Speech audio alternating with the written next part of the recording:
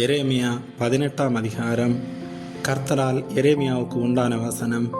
நீ எழுந்து குயவன் வீட்டிற்கு போ, அங்கே என் வார்த்தைகளை உனக்கு தெரிவிப்பேன் என்றார். அப்படியே நான் குயவன் வீட்டிற்கு போனேன். இதோ அவன் திரிகையினாலே வனைந்து கொண்டிருந்தான். குயவன் வனைந்து கொண்டிருந்த மண்பாண்டம் அவன் கையிலே கெட்டு போயிற்று. அப்பொழுது அதை திருத்தமாய் செய்யும்படிக்கு தன் பார்வைக்கு சரியாய் கண்டபடி குயவன் அதை திரும்ப வேற பாண்டமாக வனைந்தான்.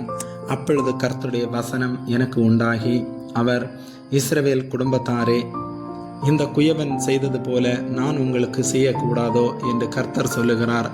இதோ இஸ்ரவேல் வீட்டாரே, களிமண் குயவன் கையில் இருக்கிறது போல நீங்கள் என் கையில் இருக்கிறீர்கள்.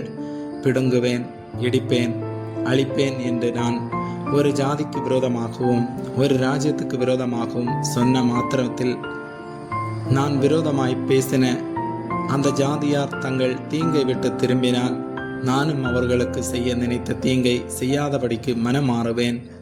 கட்டுவேன், நாட்டுவேன் என்றும் ஒரு ஜாதியையும் ஒரு ராஜ்யத்தையும் குறித்து நான் சொல்லுகிறதும் உண்டு. அவர்கள் என் சத்தத்தை கேளாமல் என் பார்வைக்கு பொல்லாப்பானதை செய்வார்களானால் நானும் அவர்களுக்கு அருள் செய்வேன் என்று சொன்ன நன்மையை செய்யாதபடிக்கு மனம் மாறுவேன்.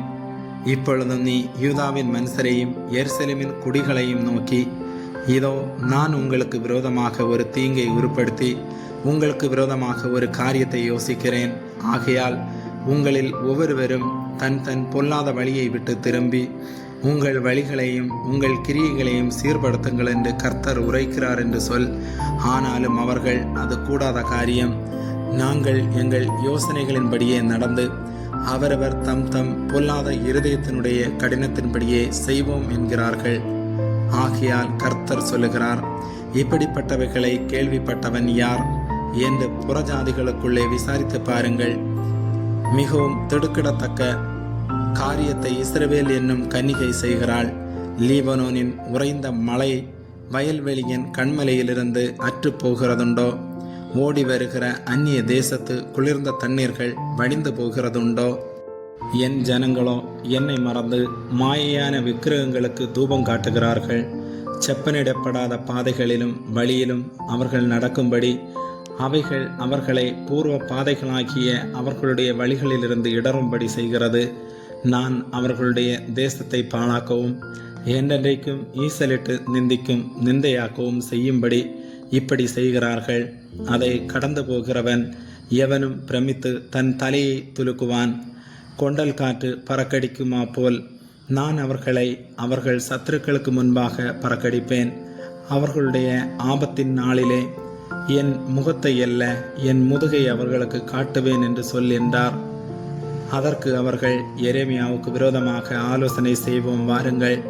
ஆசாரியரிடத்திலே வேதமும் ஞானிகளிடத்திலே ஆலோசனையும் தீர்க்கதரிசிகளிடத்திலே வசனமும் ஒளிந்து போவதில்லை.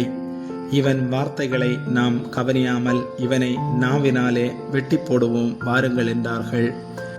கர்த்தாவே, நீர் என்னை கவனித்து என்னோடே வழக்காடுகிறவர்களின் சத்தத்தை கேளும். நன்மைக்கு தீமையை சரி கட்டலாமோ? என் ஆத்துமாவுக்கு படுகொலியை வெட்டுகிறார்களே. உம்முடைய உக்கிரத்தை அவர்களை விட்டு திரும்பும்படிக்கு நான் அவர்களுக்காக நன்மையை பேச உமக்கு முன்பாக நின்றதை நினைத்தருளும். ஆகையால் அவர்களுடைய பிள்ளைகளை பஞ்சத்துக்கு ஒப்பு கொடுத்து அவர்களை பட்டயத்துக்கு இரையாக்கிவிடும். அவர்கள் மனைவிகள் பிள்ளைகளற்றவர்களும் விதவைகளுமாகி அவர்கள் புருஷர்கள் கொலை செய்யப்பட்டு அவர்கள் வாலிபர்கள் யுத்தத்திலே பட்டய விட்டால் மடிய கடவர்கள்.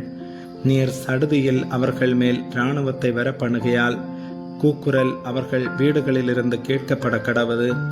என்னை பிடிக்க படுகுழியை வெட்டி என் கால்களுக்கு கண்ணிகளை வைத்தார்களே. ஆனாலும் கர்த்தாவே, அவர்கள் எனக்கு விரோதமாய் செய்யும் கொலை பாதக யோசனையை எல்லாம் நீர் அறிவீர். அவர்களுடைய அக்கிரமத்தை உமது கண்ணுக்கு மறைவாக மூடாமலும் அவர்கள் பாவத்தை குலைக்காமலும் இருப்பீராக. அவர்கள் உமக்கு முன்பாக கவிழ்க்கப்பட கடவர்கள். உமது கோபத்தின் காலத்திலே இப்படி அவர்களுக்கு செய்யும். ஆமேன்.